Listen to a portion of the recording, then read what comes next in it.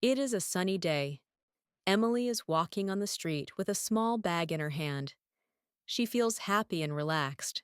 Suddenly, she sees a girl drop her notebook on the ground. The girl has long blonde hair and looks surprised. Emily walks closer and stops. Emily picks up the notebook with a smile. "Excuse me, your notebook is here," she says. The blonde girl is happy and thankful. "Oh, thank you so much," she says. They both smile. "What is your name?" Emily asks. "My name is Lily, and you?" the girl says.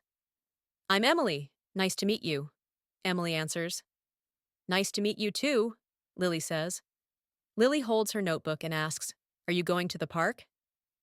"Yes, I am," Emily says. "Great, we can go together," Lily says. Emily agrees with a smile. They walk side by side toward the park. "Do you like reading?" Emily asks. "Yes, I do. I love reading," Lily says. They talk and laugh softly as they walk. Soon they reach the park. The trees are green and the sky is bright blue. Both girls look happy to be there. Emily and Lily sit on a bench. "I'm happy we met today," Emily says. "Me too. We can be friends," Lily replies. They smile warmly. It is the start of a new friendship.